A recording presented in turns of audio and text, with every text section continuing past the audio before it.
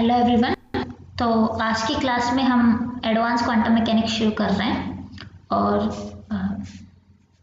अपना जो पहला टॉपिक है एडवांस क्वांटम का वो है scattering.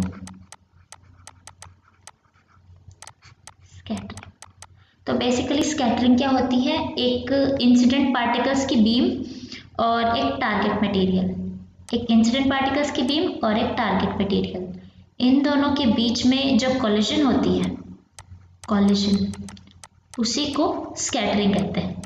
Quantum mechanical classical scattering तो हमने अभी तक पढ़ी हुई है। इस वाली क्लास में हम क्वांटम मैकेनिकल स्कैटरिंग पढ़ेंगे। तो हमारी किसी भी पार्टिकल की स्ट्रक्चर के बारे में, एटम की स्ट्रक्चर के बारे में या मैटर की स्ट्रक्चर के बारे में जो भी इंफॉर्मेशन हमें पता होती है वो सारी लगभग स्कैटरिंग से ही आती है। Scattering gives information about matter structure।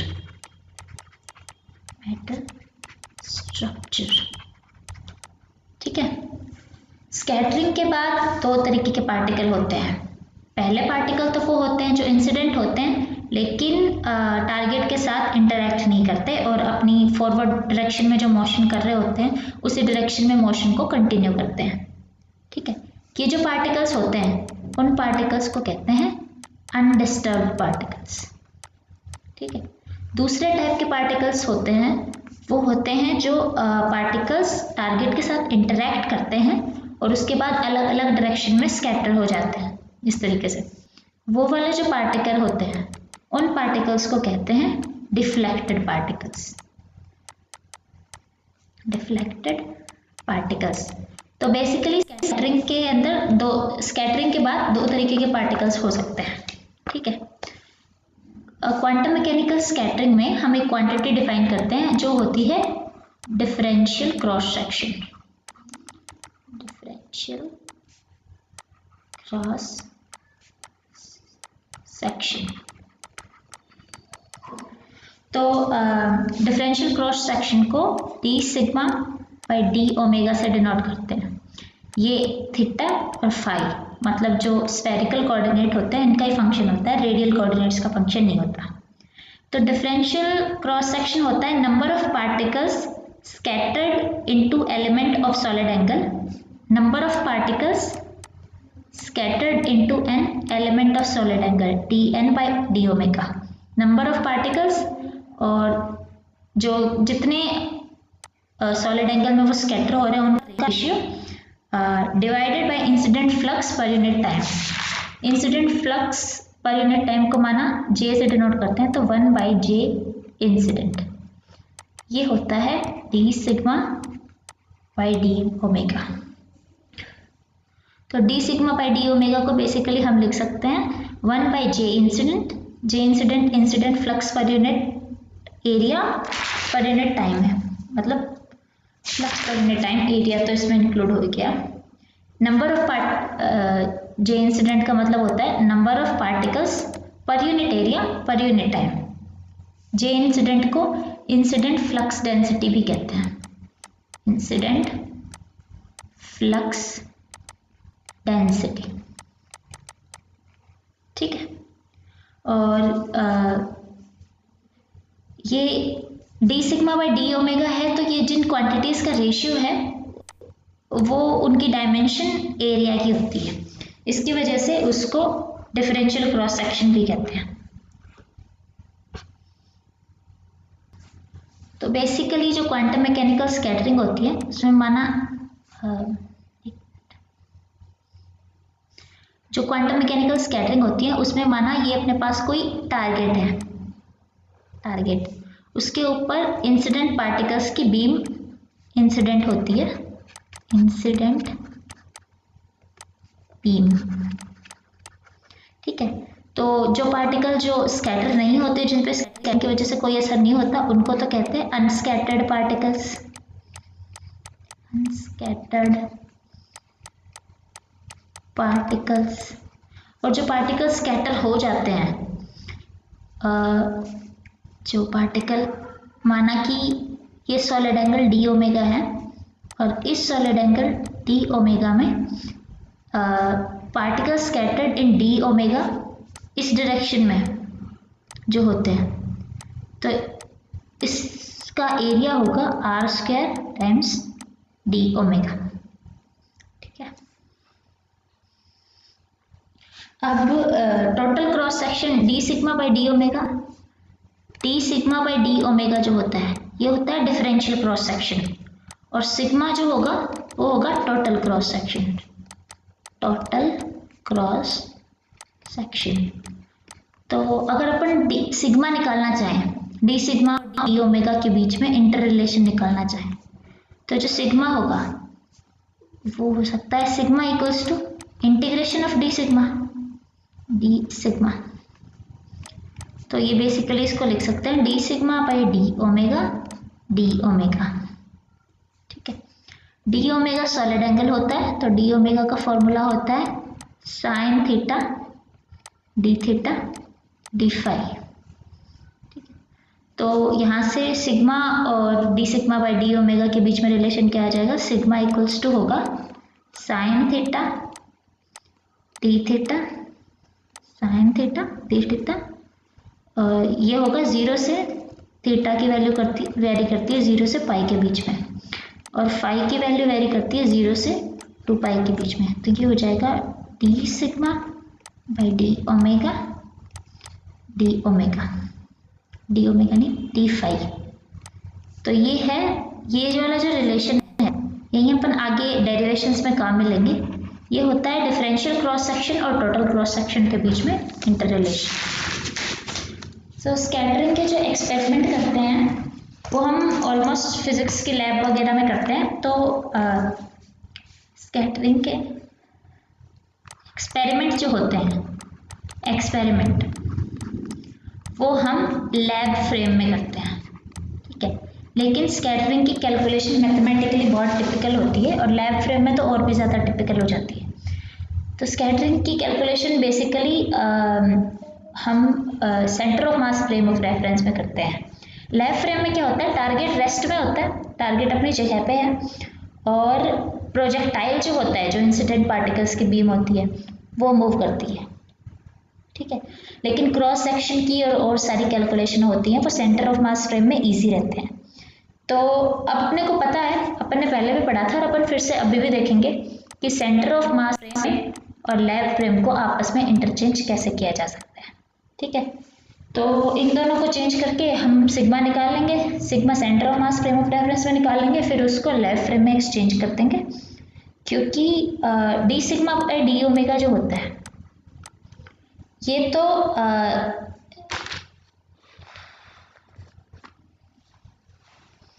जो टोटल क्रॉस सेक्शन होगा सिग्मा वो तो एक ही जैसा होगा सारे फ्रेम्स में, क्योंकि वो फ्रेम पे डिपेंडेंट क्वांटिटी नहीं है। लेकिन D sigma by d omega जो होता है वो D sigma by d omega scattering differential scattering cross section ये डिपेंड करता है, ये फ्रेम पे डिपेंड करता है। तो इसका चेंज करना हम एक फ्रेम से दूसरे फ्रेम में ये देखेंगे। ठीक है, तो अब अपन देखेंगे transformation from centre of mass frame to lab frame and vice वर्सा।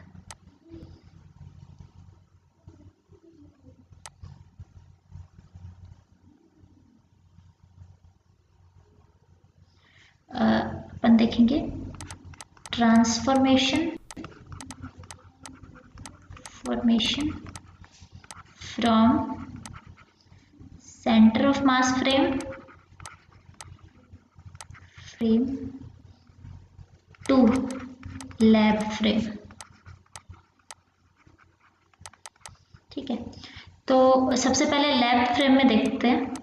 जो स्कैटरिंग लैब फ्रेम में होती है वहाँ पे कोलिजन से पहले माना ये तो टारगेट है, ये टारगेट है और इसका मास m2 है। स्कैटरिंग से पहले लैब फ्रेम में टारगेट रेस्ट पे होता है, इसका मतलब इसकी वेलोसिटी 0 और मास m1 मास का पार्टिकल जो इंसिडेंट बीम है या फिर प्रोजेक्टाइल है तो L लगा देते हैं, v2 इन लैब फ्रेम, तो v1 लैब फ्रेम इसकी वेलोसिटी को छोड़ती है, कोलिजन से पहले ये इस डायरेक्शन में मूव करता है और ये अपनी जगह पे जहाँ पहले होता है वही रहता है। कोलिजन के बाद में क्या होता है? कोलिजन के बाद जो इंसिडेंट पार्टिकल है, इंसिडेंट पार्टिकल ये किसी एंगल थीटा से v1l प्राइम वेलोसिटी से किसी एंगल थीटा में मूव करता है और ये जो टारगेट पार्टिकल है ये v2 प्राइम, इसकी भी कुछ वेलोसिटी गेन कर लेता है ये कोलिजन की वजह से, और ये किसी θ2 एंगल पे, मान लेते हैं कुछ भी एंगल हो सकते हैं θ1 और θ2, लेकिन मान लेते हैं कि वे θ1 और ये θ2 एंगल पे एक दूसरे के अपोजिट डायरेक्शन में गति करते हैं। ये वाली कंडीशन जो है ये है बिफोर कोलिजन, और ये वाली जो कंडीशन है ये है after collision. Collision centre of mass frame में क्या करते हैं कि हम जो भी चीज़ लेते हैं वो सेंटर ऑफ मास के रिस्पेक्ट में लेते हैं। सेंटर ऑफ मास फ्रेम में जो स्कैटरिंग होती है ना,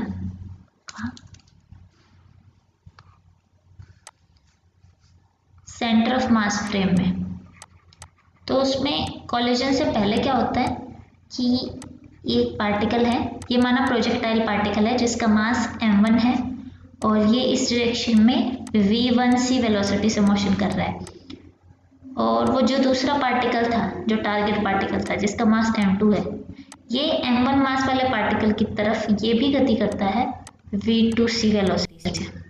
ठीक है, तो इसमें क्या होता है, सेंटर ऑफ मास फ्रेम में प्रोजेक्टाइल और टारगेट दोनों मोशन में रहते हैं। लेफ्ट फ्रेम में सिर्फ प्रोजेक्टाइल मोशन में है, लेकिन सेंटर ऑफ मास फ्रेम में प्रोजेक्टाइल और टारगेट दोनों मोशन में रहते हैं। तो इनकी स्कैटरिंग होने के बाद ये किस तरीके से गति करते हैं, माना ये पहले इस प्लेन में गति कर रहे थे तो ये एक दूसरे से विपरीत दिशा में गति करते हैं। माना कि ये प्रोजेक्टाइल है और ये माना टारगेट है। तो अगर प्रोजेक्टाइल थीटा एंगल पे डिफ्लेक्टेड होता है तो टारगेट भी पाई माइनस थीटा एंगल पे डिफ्लेक्टेड होगा, मतलब दोनों एक दूसरे के 180 डिग्री का एंगल बनाते हुए डिफ्लेक्टेड होंगे। माना कोलिजन के बाद में प्रोजेक्टाइल की वेलोसिटी v1c प्राइम है और टारगेट की वेलोसिटी v2c प्राइम है। ठीक है, अब ये सेंटर ऑफ मास फ्रेम और लैब फ्रेम, अब हम क्या करेंगे, इन दोनों को एक दूसरे में इंटरचेंज करना सीखेंगे ताकि जो स्कैटरिंग की कैलकुलेशन और रिजल्ट्स हैं जो हमें सेंटर ऑफ मास फ्रेम से मिलते हैं उनको हम वापस लैब फ्रेम में कन्वर्ट कर सकें, और मतलब लैब फ्रेम से मिलते हैं तो सेंटर ऑफ मास फ्रेम में, सेंटर ऑफ मास फ्रेम से मिलते हैं तो लैब फ्रेम में, दोनों को एक दूसरे में इंटर कन्वर्ट कर सकें। तो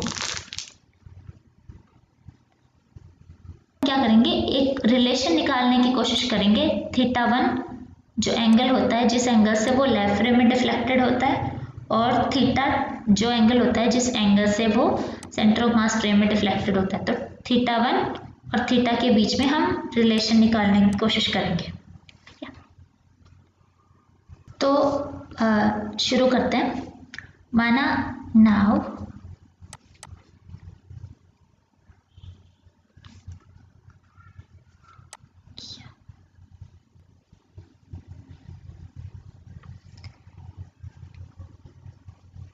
लेट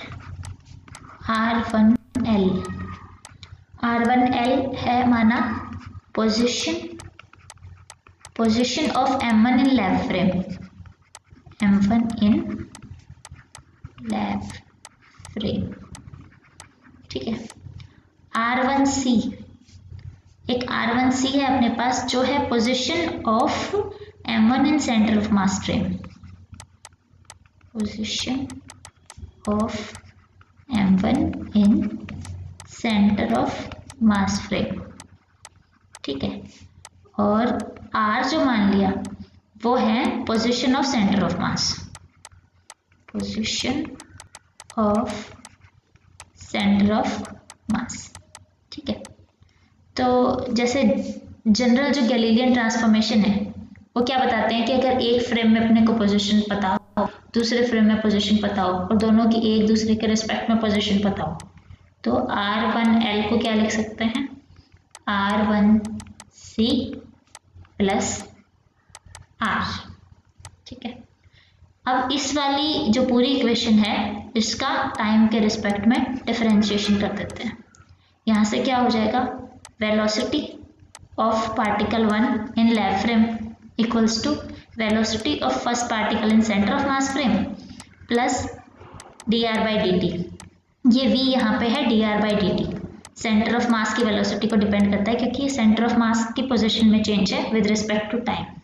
ठीक है, v1L है particle of velocity of particle m1 in lab frame, v1c है velocity of m1 in centre of mass frame and vcm है इसको vcm से डिनोट करते हैं, vcm है velocity in centre of mass frame. ठीक है, इसी तरीके से अपन ये वाली जो इक्वेशन थी यही वाली इक्वेशन उसके बाद लिखते हैं, कोलिजन के बाद लिखते हैं। तो क्या आ जाएगी, v1L prime equals to v1L prime equals to v1c prime plus vcm। ये वाली इक्वेशन अपने पास कोलिजन से पहले है, ये वाली इक्वेशन अपने पास कोलिजन के बाद है। ठीक है, ये कैंसिल करते हैं और हम करते हैं इक्वेशन 2 बाय इक्वेशन 1। तो ये v1L prime sine theta 1 by v1L prime cos theta 1 equals to v1c prime sine theta बटे में v1c prime cos theta plus vcm। अब यहाँ से sine theta by cos theta tan theta 1 और v1L prime से v1L prime हो गया cancel out. Similarly यहाँ से करेंगे तो टेन थीटा 1 क्या आ जाएगा, v1 साइन थीटा और नीचे वाले में v1c प्राइम का भाग दे देंगे, ये आ जाएगा कॉस थीटा प्लस vcm बटे v1c प्राइम। ठीक है, ये जो इक्वेशन है ये थीटा 1 और थीटा को आपस में रिलेट करती है। ठीक है, इस इक्वेशन में अपने पास तो इस वाली इक्वेशन में अपने पास vcm बाई vcm प्राइम है। कॉस थीटा और साइन थीटा की वैल्यू तो अपने को पता होगी, vcm बाई v1c प्राइम की वैल्यू नहीं पता है, तो इस वाली इक्वेशन को अपन अलग से रख देते हैं। अब अपन ये प्रूव करेंगे कि v1c prime vcm by v1c prime इसकी वैल्यू m1 बाई m2 होती है। अपन एक अलग से डेरिवेशन करेंगे जिसमें हम ये प्रूव करेंगे, उसके बाद ये जो वैल्यू होगी इसको यहाँ रिप्लेस कर देंगे और हमारे पास इक्वेशन आ जाएगी जो टेन थीटा 1 को टेन थीटा से रिलेट करती होगी। ठीक है, तो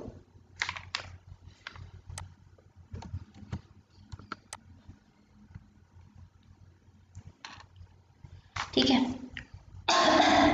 इसके लिए क्या करते हैं, सेंटर ऑफ मास की वेलोसिटी का फॉर्मूला लिखते हैं।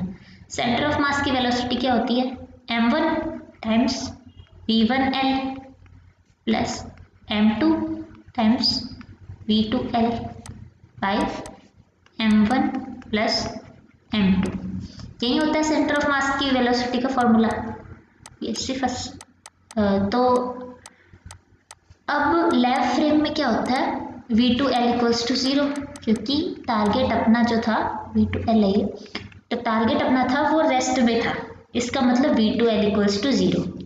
तो सेंटर ऑफ मास की वेलोसिटी क्या आ गई, m1 v1L by m1 plus m2। ठीक है, अब एक फॉर्मूला था अपने पास v1L equals to v1c plus vcm, ये अपन ने पहले निकाला था। अब यहाँ पे vcm को इस वाली वैल्यू से रिप्लेस कर देते हैं, तो v1L velocity of first particle in lab frame equals to v1c plus m1 v1L by m1 plus m2। ठीक है, ये वाली जो टर्म है ये वाली, इसको यहाँ ले जाते हैं तो ये माइनस में हो जाएगी, V1C क्या आ जाएगा, V1C equals to V1L 1 minus M1 by M1 plus M2। इसका मतलब क्या आ जाएगा, V1L M1 प्लस M2 और M1 plus M2 minus M1, तो M1 से M1 कैंसिल हो गया, ऊपर क्या बचा, सिर्फ M2, ये वाली इक्वेशन। ठीक है, अब ये वाली इक्वेशन V1C की इक्वेशन आ गई। अब एक इक्वेशन होती है मोमेंटम कंजर्वेशन की, इसको पहले अपन अलग से लिख लेते हैं।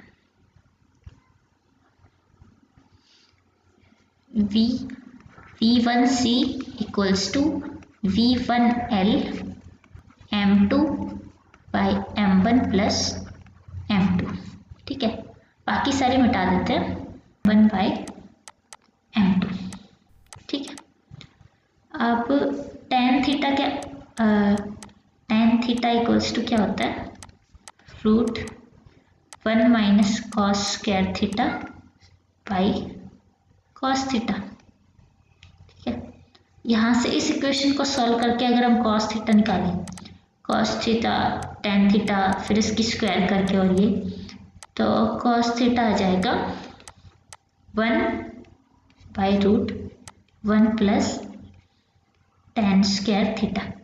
ठीक है, तो अपने को यहाँ पे tan थीटा 1 पता है और हम कॉस थीटा निकालेंगे, तो कॉस थीटा कैसे निकालेंगे,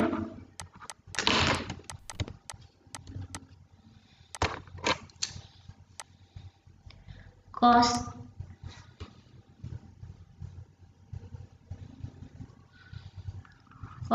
theta equals to 1 by root 1 plus tan square theta. ठीक है, अब tan थीटा की वैल्यू यहाँ पे रिप्लेस कर देंगे, कॉस थीटा 1 की वैल्यू है ये, कॉस थीटा 1 इक्वल्स टू हो जाएगा 1 by root 1 plus sine theta by cos theta plus M1 by M2 इसका होल स्क्वायर। ठीक है, इसको आगे सॉल्व करेंगे तो ये क्या आ जाएगा, cos theta 1 equals to cos theta plus M1 by M2 बटे में under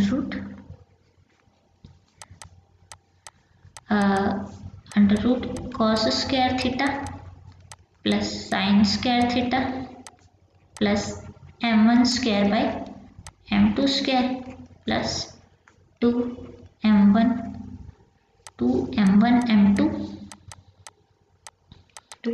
M2 cos theta, cos square theta plus sine square theta equals to 1 हो जाएगा, तो कॉस थीटा की वैल्यू क्या आ जाएगी, 1 plus M1 square by M1 square by M2 square plus 2M1 M2 cos theta. तो ये वाली जो इक्वेशन है, ये वाली इक्वेशन हमारा मेन रिलेशन है जो अपने पास आया है थीटा 1 और थीटा के बीच में। थीटा 1 डिफ्लेक्शन एंगल है सेंटर ऑफ मास फ्रेम में, और थीटा डिफ्लेक्शन एंगल है जो है लैब फ्रेम में। तो थीटा 1 और थीटा को इंटर रिलेट करने वाली इक्वेशन है, तो ये सेंटर ऑफ मास फ्रेम और लैब फ्रेम को भी आपस में इंटर रिलेट करने वाली इक्वेशन है। ठीक है, इसी तरीके से जिस तरीके से हमने थीटा और थीटा के बीच में इक्वेशन रिलेट करी है, उसी तरीके से हम थीटा 2 और थीटा के बीच में भी इक्वेशन कर सकते हैं जनरेट, थीटा 2 और